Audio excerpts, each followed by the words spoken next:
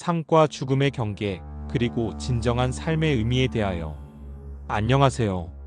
오늘 우리는 누구에게나 찾아오지만 모두가 외면하고 싶어하는 주제, 바로 죽음에 대해 이야기해 보려 합니다. 죽음은 삶의 끝일까요? 아니면 또 다른 시작일까요? 과학과 사회학, 그리고 철학적인 관점에서 죽음을 깊이 들여다보고 결국 잘 죽는다는 것의 의미는 무엇인지 함께 탐색해 보겠습니다. 죽음의 과학적 정의는 무엇인가? 우리는 흔히 심장이 멈추면 죽음이라고 생각합니다. 하지만 최근 과학 연구들은 이 통념에 도전하고 있습니다. 2019년 예일대학교 의과대학에서 진행된 한 충격적인 실험은 죽은 돼지의 뇌 일부의 혈액순환이 다시 돌아오고 뇌세포 기능이 회복되는 것을 보여줬습니다. 이는 뇌사 상태에서도 뇌의 일부는 오랜 시간 버틸 수 있으며 우리가 생각하는 죽음의 순간이 절대적이지 않을 수 있음을 시사합니다. 심장이 멎은 후에도 뇌 활동이 일부 지속된다는 연구 결과도 있습니다. 사망 선고를 받은 환자들이 자신의 임종 순간에 일어났던 대화를 기억하거나 밝은 빛과 터널을 경험했다는 임사 체험 사례들이 이를 뒷받침합니다. 물론 과학적으로 명확히 증명된 것은 아니지만 이는 죽음이 우리가 생각하는 것처럼 단순히 모든 것이 끝나는 무의 상태가 아닐 수도 있다는 흥미로운 가능성을 열어줍니다. 한국 사회가 직면한 죽음의 문제. 우리는 죽음을 애써 외면하며 살고 있지만 한국 사회는 이미 죽음과 직결된 심각한 문제에 직면했습니다. 2019년부터 시작된 인구 데드크로스 현상은 출생아 수보다 사망자 수가 많아지면서 총인구가 감소하기 시작했다는 것을 의미합니다. 특히 1955년부터 1983년 사이에 태어난 베이비붐 세대가 고령화되면서 이들을 부양해야 할 젊은 세대의 부담은 날로 커지고 있습니다.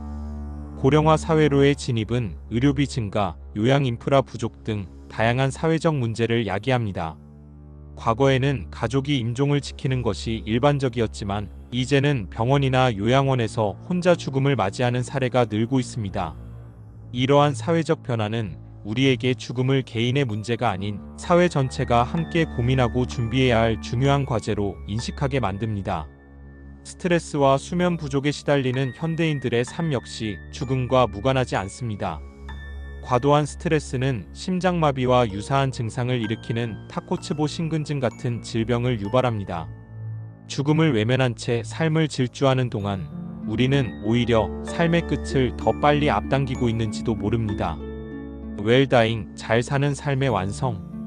그렇다면 어떻게 죽음을 준비해야 할까요? 법의학자들은 잘 죽는 죽음이 곧 좋은 삶을 의미한다고 강조합니다. 죽음을 미리 성찰하고 준비하는 웰다잉 문화는 단순히 죽음을 편안하게 맞이하기 위함이 아니라 남은 삶을 더 의미있고 가치 있게 살기 위함입니다. 웰다잉 교육은 죽음에 대한 두려움을 극복하고 삶의 유한성을 깨달아 현재의 삶에 집중하게 만듭니다. 우리는 이 교육을 통해 자신의 삶의 가치관을 명확히 하고 소중한 사람들과의 관계를 정리하며 남은 시간을 어떻게 보낼지 계획할 수 있습니다. 예를 들어 자신이 어떤 사람으로 기억되고 싶은지, 무엇을 후회하는지, 어떤 삶의 가치를 중요하게 생각하는지 글로 써보는 것만으로도 큰 도움이 됩니다. 웰다잉은 또한 행동적인 차원에서 사전 의료 의향서나 유언장을 작성하는 것과도 연결됩니다. 자신의 마지막 순간에 받고 싶은 의료 처치나 장례 방식에 대한 의사를 미리 명확히 밝혀두면 본인뿐만 아니라 남겨진 가족의 심리적, 물리적 부담을 크게 줄일 수 있습니다. 영국 같은 나라는 죽음의 질 지수를 만들어 호스피스 제도와 완화 치료를 국가적 차원에서 지원하며 국민들의 좋은 죽음을 돕고 있습니다. 죽음 준비는 곧 삶의 준비입니다.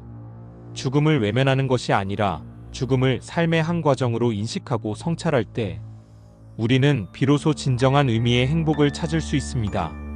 이제 우리에게 필요한 것은 죽음을 두려워하는 태도를 버리고 매 순간을 소중히 여기며 충실하게 살아가는 용기입니다. 삶의 끝을 생각하며 지금 이 순간을 어떻게 살아갈지 진지하게 고민하는 것, 그것이 바로 가장 아름다운 삶을 완성하는 방법입니다.